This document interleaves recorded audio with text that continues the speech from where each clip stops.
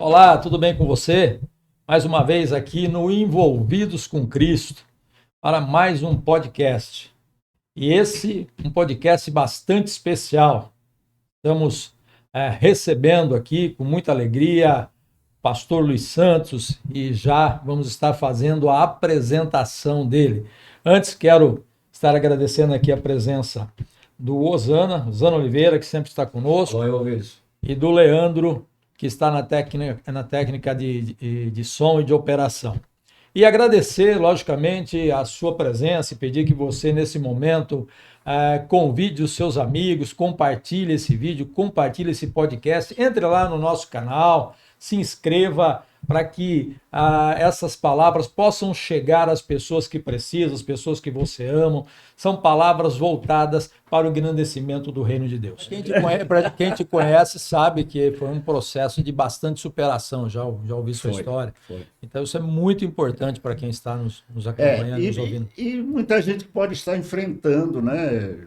Pode estar enfrentando situações parecidas, de achar que não há mais expectativa para a vida, não há mais esperança para a vida. Quando eu adoeci em 76, né? Voltei em 84, não, 64, foram 8 anos. 84, né? 84. Não, foram 8 anos. Eu adoeci em 60 e... Quantos anos você tinha? 24. Não entendi. Eu voltei aos 24, menos 8, né? É isso mesmo. Aí eu fiquei 8 anos, não tinha recursos, nada. Para você ver o povoado onde eu morava, o que tinha era uma farmáciazinha, mas o remédio que mais tinha era biotônico. E daí não tinha nada, não tinha um posto de saúde, não tinha um médico, não tinha um enfermeiro, não tinha nada. Um povoado grande, umas 350 casas. Era um povoado muito famoso. Tudo dependia da capital. Na verdade, minha mãe, lá tinha 3 casas comerciais no povoado, e a maior era a nossa, que inclusive, por coincidência, se chamava Casa do Povo. Inclusive, na primeira vez que eu discursei na minha primeira eleição aqui, eu falei da coincidência de eu ter morado, de eu ter estado numa casa comercial chamada Casa do Povo e vir depois para trabalhar na Casa do Povo, que é a nossa Câmara Municipal. O que aconteceu? O que te afetou? Qual foi a doença? Eu estava estudando em São Luís, estudar no melhor colégio da cidade, o Colégio de São Luís, que era... Minha mãe sempre procurava os melhores colégios. Tanto é que em Arari eu estudei num dos colégios mais famosos do estado. Aí estudei lá, no Colégio Nossa Senhora das Graças, em Arari, e depois minha mãe nos levou para São Luís, para estudar no Colégio de São Luís, que era o melhor colégio da cidade. E daí ficamos, e eu estava no 2º ano, já com 16 anos, quando a malária me pegou. A malária me pegou e fiquei ruim. E aí fui enfraquecendo, não tomaram a iniciativa de me internar, né, para ser tratado. E naquele tempo não tinha telefone. Você vê como é, na mesma geração, né? A geração de hoje não tem nem ideia do que é isso. Você está doente na capital do estado e não ter condição de avisar a família no interior. A única maneira que havia era um programa de rádio famosíssimo, chamado Voz do Interior, que era 1h às 6h da manhã e 1h às 6 da tarde. E 1h só. 1h de manhã, 1h à tarde, Correio do Interior. Mas tinha a maior audiência do estado. Imagina, era a única Sim, forma a única forma de comunicação. de comunicação. Né? Aí fizeram um aviso. Olha, dona Isa, que mora lá no povoado de Águas Boas, seu filho, Luiz, está muito doente e precisando da sua presença aqui. Mamãe não ouvia o Correio do Interior. E aí não ouvia. Mas a minha tia, que morava no povoado a uns 10 quilômetros, ouviu. Aí mandou um primo meu, correr lá em casa e avisar. Aí mamãe veio, aí era uma luta, tinha que vir de animal, depois pegava esses homens 2 dias para chegar na capital, uma coisa de louco. Aí me levou para Santa Inês, onde eu nasci, e de lá me levou para o interior, onde nós tínhamos essa casa comercial. Mas lá não tinha nada era só remédios caseiros e tudo. Lá eu peguei reumatismo agudo, depois febre reumática, aí fui perdendo o movimento. Eu era destro, né? É até interessante que até hoje eu sonho como destro. Né? O cérebro é interessante. E tem dia que eu tive que reaprender a fazer tudo com a esquerda, né? Porque você sabe como é difícil, né? O lado direito controla o esquerdo controla o direito. E quando eu perdi o movimento dos braços, fiquei paralítico 1 ano. Tinham que me carregar para lá e para cá, e eu louco, e tinha raiva de todo mundo, inclusive de Deus. Porque eu achava que todos os meu sonho era ir para os Estados Unidos, eu me considerava razoavelmente inteligente, e eu queria ir para os Estados Unidos para ganhar dinheiro. E não deu certo, meus sonhos, meus projetos, foi tudo por água abaixo. É interessante você que está me ouvindo, agora eu quero deixar aqui uma mensagenzinha. Se você acha que teus sonhos se perderam, você não tem mais nada na sua vida, desespera não.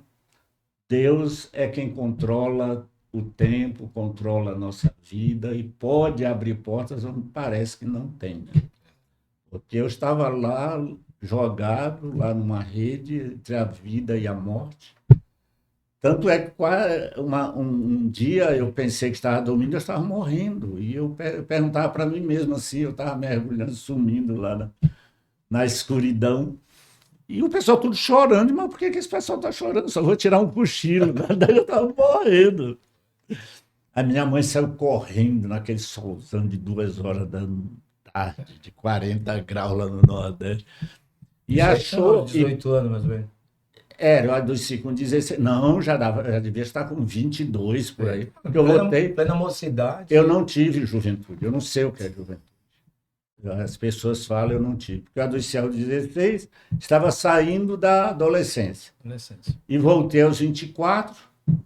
Isso já é praticamente a idade adulta, né? 25 anos. Passou a adolescência não toda. Tive a juventude. Eu não sei o que é história de juventude. Toda ela foi de muita dor, muito sofrimento, muito grito, muita... eu lembro, mas não tenho saudade nenhuma, viu? Imagina. E aí minha mãe correu e trouxe o pastor Raimundo Otílio dos Santos, mas todo mundo só chamava de pastor Dico. E ele, antes de ser pastor, de se converter, ele trabalhava com voodoo. Sabe, aquele que espeta e o camarada lá na frente grita.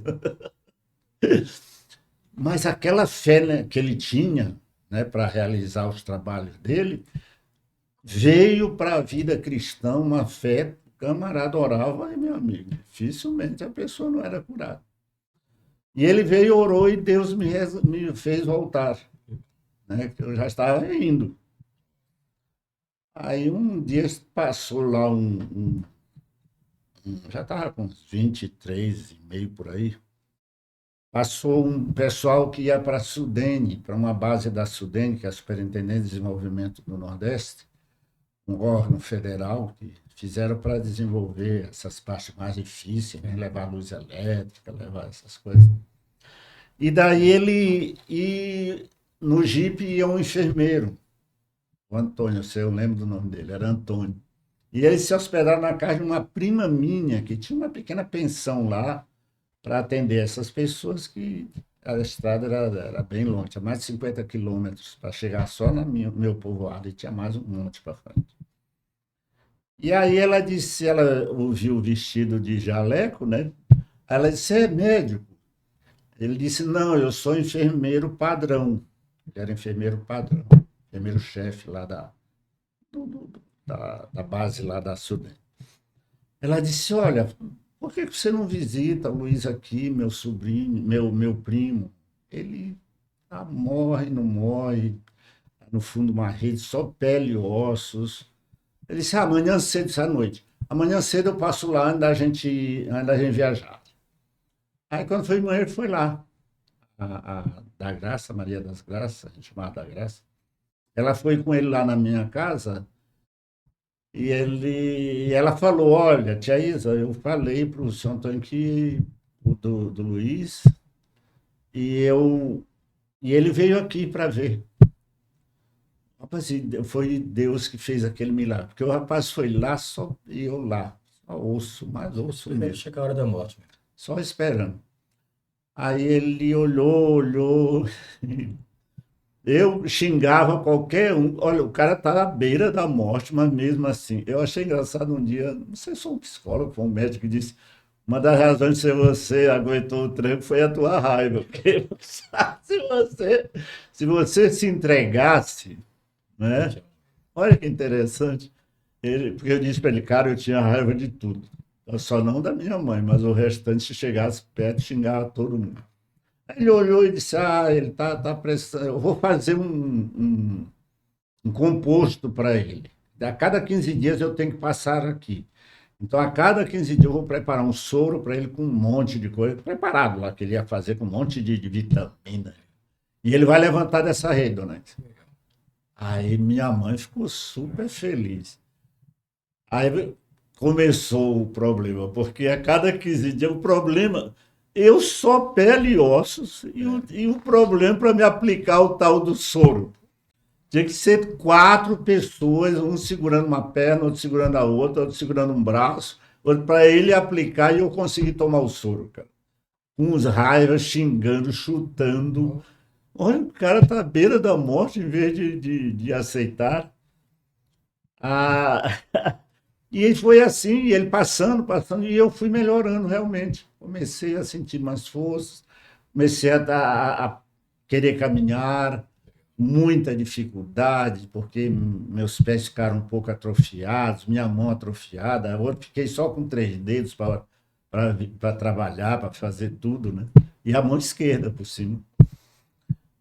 Eu já tinha perdido o controle do lado direito. O lado direito não funcionava mais.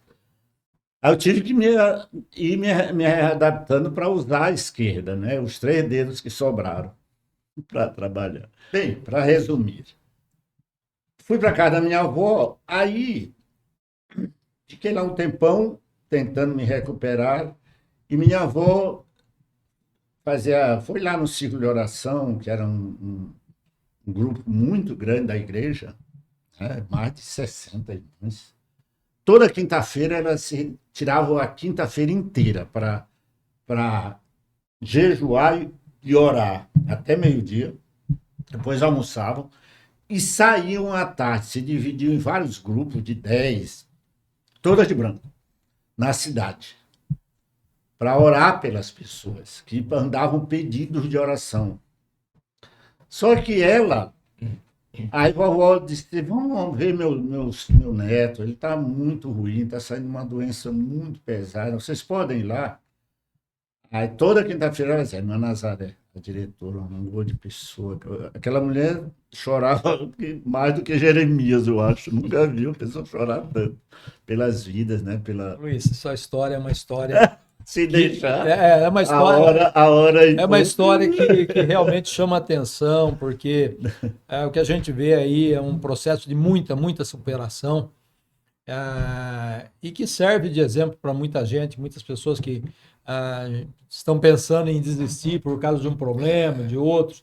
A gente se fala com tanta gente e tantas pessoas hoje passando problemas. Então, quando se olha para você e para a tua história, acho que serve muito como exemplo de superação, de que tudo é possível, né, quando se crê. Tem um texto na Palavra de Deus, em Provérbios 16, o pessoal usa muito 16, verso 3, mas o versículo 1 diz que nós fazemos projetos, fazemos planos, mas a última palavra sempre é de Deus. E na tua vida foi um exemplo claro disso, né? Você tinha os seus planos, tinha os seus projetos, as coisas mudaram totalmente, né? E o processo que você passou, acredito que muitos na época já não acreditavam na sua recuperação, né? Mas a última palavra vem dele. Só contar aqui um pouquinho, aí elas iam orar por mim. E eu ficava zangado, bravo. Xingando todo mundo. Não, eu não xingava, assim, mas a cara mostrava que eu não estava nem pingo satisfeito delas estarem ali orando por mim. Mas Deus foi trabalhando na vida, né? Não adianta. E um dia, passou uns 2 ou 3 meses, minha avó disse: Ah, Luiz, você já está bem melhor, já andava pela casa, me segurando bem. Vamos lá na igreja, na segunda-feira. Era dia de culto de doutrina. E lá tem um costume interessante: doutrina lá é só para os membros. Tanto é que as portas da frente eram fechadas. Você entrava pela lateral. Você não Mas podia. isso acontecia em muitas igrejas, É, na década de 70, muito, 60. muito. 70. E aí eu, chateado, fui. Porque se tinha uma coisa com que eu não queria ter relacionamento, alguém que eu não queria ter relacionamento era com Deus. Eu achava que ele era o culpado de Teu ter me sofrimento. deixado nessa situação, ter quebrado todos os meus sonhos e planos e tal. Aí eu fui com ela. Ah, não custa, minha avó ter feito tanto por mim, eu vou. Aí fui. Cheguei lá, sentei lá atrás. Bom, e o pastor, naquela noite, o pastor Cosme de Lima Nonato, ele pregou a minha vida. Ele não. E era um homem que tinha um dom da palavra. Sabe essas pessoas que têm um dom da palavra? Ele tinha. Dava uma culto de doutrina dele, é lotadinho, lotadinho, uma igreja lotada. Aí o pastor contou minha vida. Oh, você que passou por isso, você que está sofrendo, que está nessa situação, que acha, pode até ter raiva de Deus, foi tocando, cara. E foi me desmoronando. Aí, quando ele terminou de pregar, ele falou: e hoje eu vou fazer algo que eu nunca fiz aqui. Hoje eu vou fazer um apelo no culto de doutrina. Ninguém fazia apelo em culto de doutrina, porque era só os membros. Sim. Concorda? Não tinha. Tem sentido. Ninguém ia, ninguém levava pessoas que não eram evangélicas. E ele disse: Deus está me tocando para fazer um apelo aqui. E eu vou fazer. Você que teve essa história, Deus quer te recuperar hoje, quer te libertar hoje. Eu já estava no já não tinha me aguentava mais, porque eu senti que foi uma mensagem de Deus específica, uma palavra de Deus para a minha vida. Só que minhas pernas pareciam de chumbo, eu não conseguia me levantar do banco, e eu fazia força e não conseguia. Tudo bem, eu não estava na melhor da minha forma física, mas eu conseguia andar. Ou seja, eu podia me levantar, mas eu não conseguia. Aí um irmão estava sentado do meu lado e disse: é de você que ele está falando? Eu digo: é de mim. E eu quero ir lá, mas não consigo me levantar. Ele disse: então eu te ajudo. Pegou debaixo do meu braço, eu me ergui. Quando a igreja, olha, me arrepio até hoje. Isso quantos anos já foi? 84. 84 não, 74. Aí eu fui. E sabe o que eu lembro? Vocês já leram O Peregrino, né? Do João Bunyan? Sim. O livro Peregrino, se você ainda não leu, leia, minha irmã, meu irmão, meu amigo, minha amiga, leia. O livro O Peregrino. A história de um homem que ele ficou preso, parece que 6 anos na cadeia, e ele tinha uma filha cega, e ele, por causa do evangelho, pelo amor ao evangelho. A filha dele era cega, e ele chorava demais por causa da filha que não podia tê-lo como pai. E aí Deus, olha, nós estávamos falando aqui sobre essa história de que Deus nos mantém numa certa situação, às vezes até negativa, né? Para manifestar ainda mais a sua glória, seu poder. E ele, tanto é que quando você lê o Peregrino, a primeira frase é: estava eu numa caverna e tal, que a caverna é a prisão. E aí ele faz uma analogia da carreira do cristão, desde a situação de pecado, a cidade da destruição. Foi um sonho que ele teve, né? É uma visão, né? Sonho, Uma espécie de uma né? visão. E ele escreve. É o segundo livro mais lido no mundo depois da Sim. Bíblia. Depois da Bíblia. Só que ele vem com um enorme fardo nas costas, amarrado no seu corpo, que ele não consegue se livrar daquele fardo. Vai encontrando os E personagens. aí ele né? vai encontrando vários personagens, pessoas que querem levá-lo, e ele continua, até o dia que ele encontra, chega da frente da cruz de Cristo. E quando ele se ajoelha diante da cruz de Cristo, as cadeias, as correntes, as correias se quebram e aquele fardo rola lá para um poço do esquecimento. E foi assim que eu me senti. Por que eu lembrei? Porque quando eu ajoelhei, eu cheguei carregado, pesado. Eu não conseguia andar. Só que as irmãs de oração, quando viram eu indo para receber Jesus como meu Senhor e Salvador, elas, meu Deus, foi um negócio assim, a igreja faltou vir abaixo, todo mundo glorificando a Deus e falavam em línguas. Foi algo assim fantástico, porque minha mãe é muito conhecida, né, na cidade. Minha avó também era costureira para todo mundo. Quando eu levantei, parecia que eu estava levitando, parecia que eu estava flutuando. Tudo aquilo que eu tinha, aqueles sentimentos terríveis, estavam grudados na minha mente, estavam me sugando toda a minha energia, tudo que eu tinha. Graças a Deus, a graça de Cristo me libertou e me encheu de um novo espírito.